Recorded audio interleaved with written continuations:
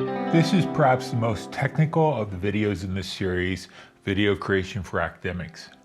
And it's time to geek out a little bit about the exposure triangle. The three sides to the exposure triangle are shutter speed, aperture, and ISO. And I'm going to throw in a free bonus section at the very end of this video, so stick around to the end. Now, by way of disclaimer, I need to tell you that this video is only going to be useful if you have a camera that allows you to control these settings. And don't despair, if you're using a phone to film your videos, most smartphones allow you to control these settings.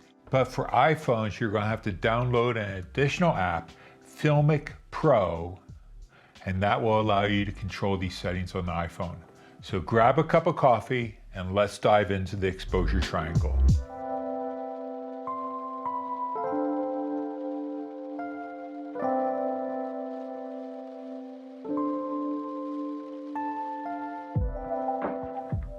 When you first start making videos, the automatic settings are your friend, and most of the time the auto setting is going to get you pretty good looking video.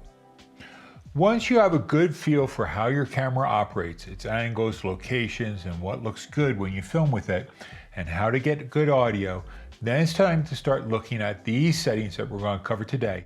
We're going to take a look at each of the three sides of the exposure triangle, and first up is shutter speed. If you've done some photography, you know that you need to use all three sides of the triangle to get good photographs. What is nice about video is that there's a simple rule for setting your shutter speed, so you only have to worry about the other two.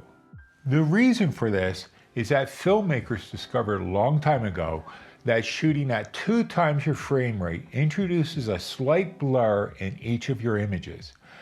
Our eyes perceive motion similar to that slight motion blur that takes place in video images.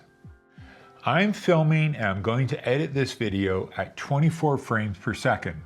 That means my camera speed should be 1/48 of a second. There really isn't 1/48 of a second, so I'm going to go with 1/50 a second. That's my closest setting within my camera. Let me show you what I mean by going outside and doing some jumping jacks. This first clip is shot at 1/10 of a second shutter speed. Notice how much blur there is in my arm motions. If we increase the shutter speed to 1/50 of a second, we still have some motion blur, but it looks a lot more natural.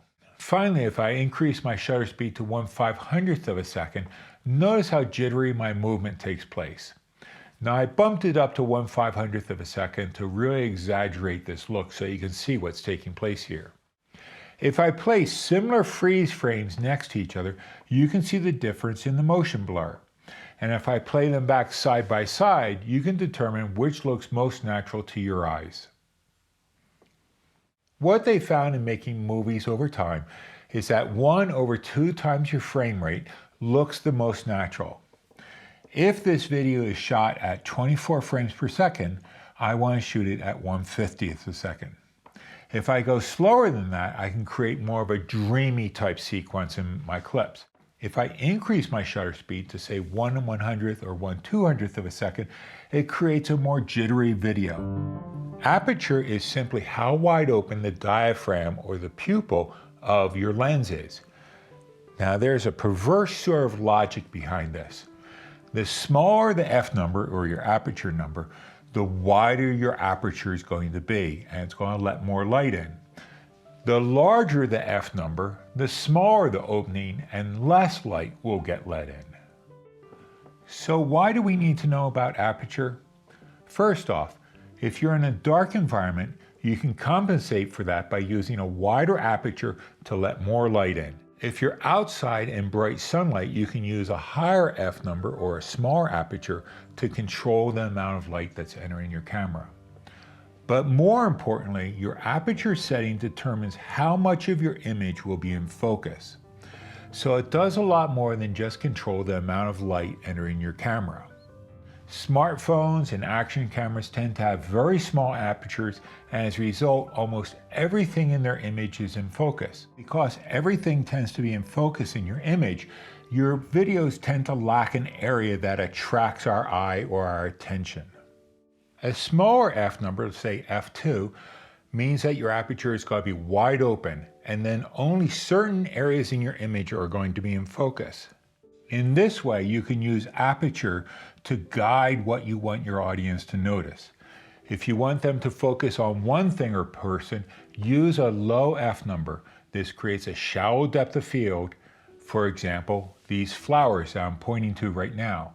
If you want them to take in the whole garden scene, then use a very wide depth of field, say F11 or higher. Notice how everything in the garden is now in focus. Shutter speed, aperture, this brings us to the third side of the exposure triangle, ISO or ISO. ISO is the rating for how sensitive your camera sensor is to light. The sensor's sensitivity to light does not change. That would require actually changing out the sensor in your camera for different settings. Instead, what takes place is your camera boosts the signal from the sensor. This means that if you're shooting in dark situations and you need to increase your camera's ISO setting, your camera's processor is going to boost the signal from the sensor. This means that your video might appear grainy or blotchy because your camera's chip is trying to create a final image from a lot less information that's hitting the sensors. As a general rule of thumb, the lower your ISO number, the less your camera is going to have to boost that image, and it's going to produce a better final image. Most modern cameras these days have a pretty workable ISO range. Now with my Sony camera, I find that I get my best results with an ISO setting somewhere between 200 and 800.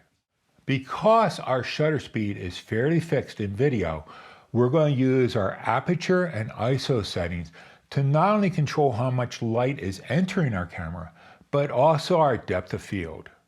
Here's a simple three-step approach to using the exposure triangle. First, set your shutter speed. I almost always shoot at 1/50th of a second, so that's a given. Second, decide on your aperture. Do you just want to have one person speaking or subject matter in focus, or the entire scene? Third, set your ISO so that your image is exposed properly, or how you would like it to look. Now steps 2 and 3 work in conjunction with each other, and you may have some give and take back and forth between them. Now here's our bonus section. So what do you do if you follow this 3-step rule, but your video is way overexposed, especially outside in the bright sunshine? Well,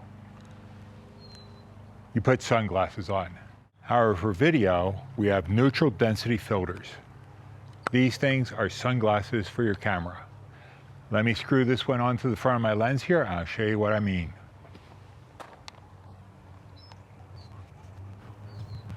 These filters cut the amount of light that's entering your lens, and they allow you to balance your exposure triangle even outside in bright sunshine.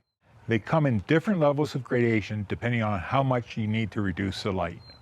Neutral density filters come in 2 varieties, fixed density and variable densities.